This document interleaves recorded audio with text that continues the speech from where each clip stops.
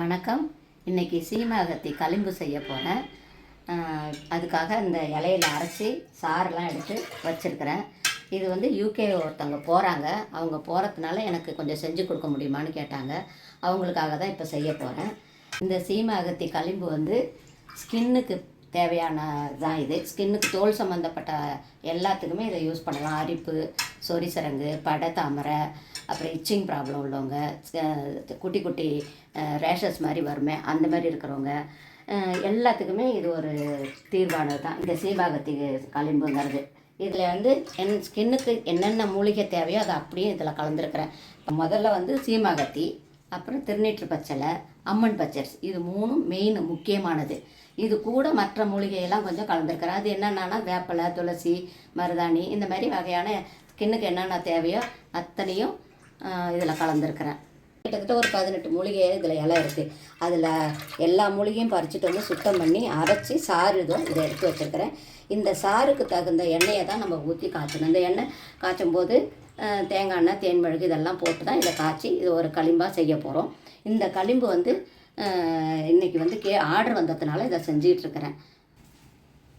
இந்த சாரை அப்படியே ஒரு துணி சல்லடையில் போட்டு நல்லா வடிகட்டிக்கலாம்.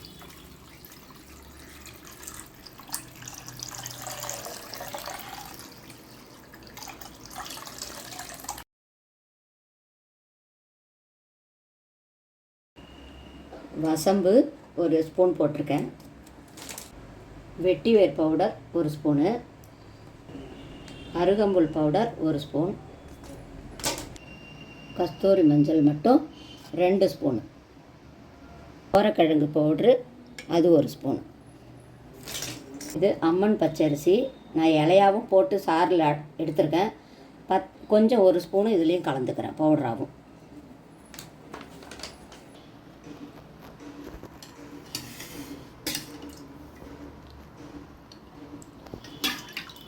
இந்த பவுடரில் என்ன தான் பவுடராக இருந்தாலும் இதையும் வடிகட்டிக்கணும். அதனால் அரைச்சி வச்ச இலை சாறுலேருந்து கொஞ்சமாக எடுத்து இதில் ஊற்றி நல்லா கட்டி இல்லாமல் கரைச்சிட்டு வடிகட்டிக்கலாம்.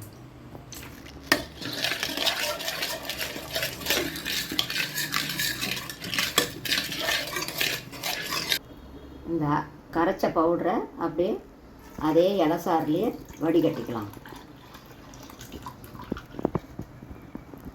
அப்போ தான் அந்த பவுடரில் இருக்கிற கொஞ்சம் நெஞ்ச திப்பிலாம் ஒதுங்கிடும். இதையும் நல்லா தண்ணி மாதிரி நல்லா வடிகட்டி எடுத்தோம்னா காய்ச்சறதுக்கு நல்லாயிருக்கும். இந்த சாருக்கு தகுந்த தேங்காய் எண்ணெயை இதில் கலந்துக்கலாம்.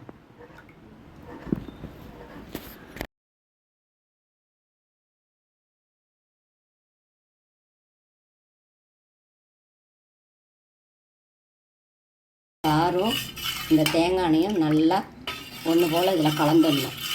திட்டு திட்டாக இல்லாமல் இந்த எண்ணெயோடு அந்த இலை வந்து நல்லா கலக்கணும். கலக்கும்போது இந்த மாதிரி வரும், திரி திரியாக வரும். இதுக்கப்புறம் தான் அடுப்பில் வச்சு காய்ச்ச ஆரம்பிக்கணும்.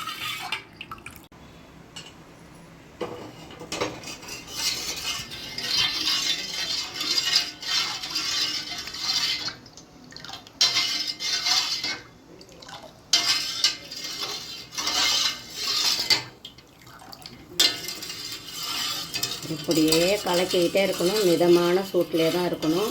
கொஞ்சம் இந்த எண்ணெயும் சாரும் சூடு ஏறுற வரைக்கும் கொஞ்சம் அதிக சூட்டில் வச்சுட்டு அதுக்கப்புறம் எரியிற தீயை கொஞ்சம் குறைச்சிக்கணும். குறைச்சிக்கிட்டு சிம்மில் வச்சு இந்த சாறு சுண்டுற அளவுக்கு காய்ச்சிக்கிட்டே இருக்கணும்.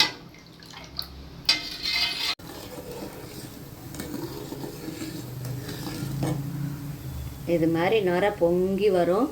இந்த நுரை வந்து கொஞ்சம் கொஞ்சமாக அடங்குற வரைக்கும் நம்ம கிண்டிக்கிட்டே இருக்கணும். அதனால் தீயை குறைச்சி சிம்மிலேயே வச்சு கிண்டிக்கிட்டே இருக்க இந்த நுரை அடங்கும். கொஞ்சம் கொஞ்சமாக அடங்கி வெறும் எண்ணெய் மட்டும் பிரியும் போது தான் வடிகட்டும் போது தான் அப்போ தான் வடிகட்டினோம்னா இந்த திப்பி இந்த கற்கம் வந்து கீழே வரும். இந்த கற்கம் வந்து இன்னும் ஒதுங்கலை. இப்போ தான் லேசாக அந்த இலை சாறு இன்னும் கொஞ்சம் இருக்குது. அந்த கற்கம் ஒதுங்குச்சுனாக்கா திரி திரியாக கட்டுக்கிட்டியாக இருக்கும், பாலாடை மாதிரி. அது இன்னும் வரலை. இன்னும் வர வரைக்கும் இன்னும் கொதிக்க விடணும்.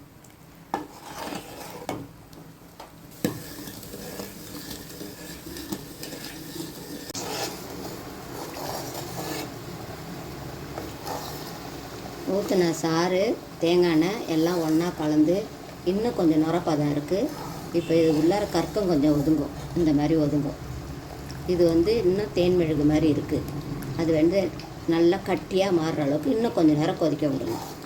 இந்த பதம் வந்ததுக்கப்புறம் தான் எண்ணெயவே சாறுலேருந்து வடிகட்டணும். இதுமாரி ஒத்துன்னு விழக்கூடாது, விழுவாமல் கரண்டிலேயே அப்படியே ஒட்டிக்கணும்.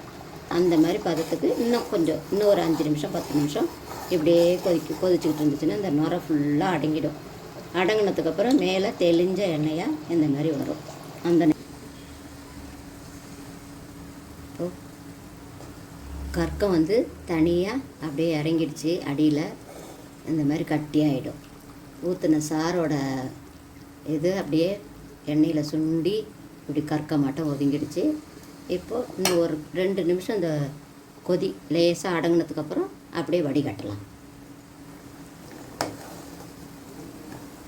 இந்த சாறு அப்படியே கற்கமாக கீழே இறங்குறதுக்கு கிட்டத்தட்ட 2 மணி நேரம் ஆகும். சாரும் எண்ணெயும் ஒன்றா கலந்து அடுப்பில் ஏற்றினத்துலேருந்து இறக்குற வரைக்கும் கிண்டிக்கிட்டே இருக்கிறப்போ கரெக்டாக 2 மணி நேரம் ஆகும். அதையும் தாண்டி ஆகுமே தவிர கம்மி ஆகாது.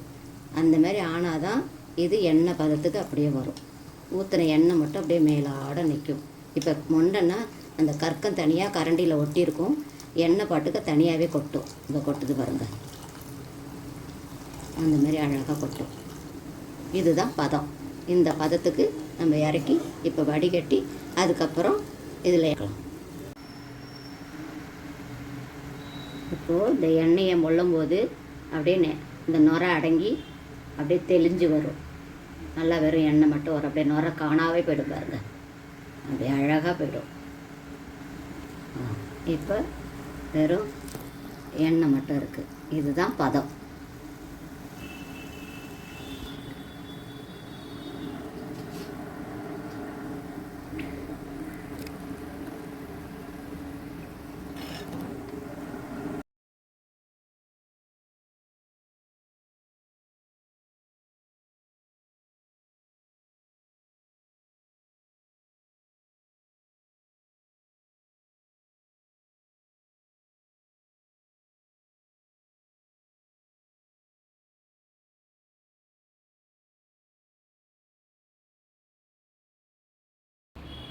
இப்போது தேன் மெழுகை இந்த வடிகட்டியில் கொஞ்சம் கொஞ்சமாக போட்டுக்கிட்டு இப்போ இந்த எண்ணெயவே, இந்த சுட்ட எண்ணெயவே இந்த தேன் மெழுகில் ஊற்றிக்கிட்டே இருக்கணும். ஊற்றிக்கிட்டே இருந்தோம்னா தேன் மெழுகு உருகி அதில் ஏதாவது குப்பைகள் இருந்தால் கூட அந்த வடிகட்டிலே ஒதுங்கிக்கும். அதனால தான் தேன் மெழுகை இதில் போட்டு இப்படி போடுறது.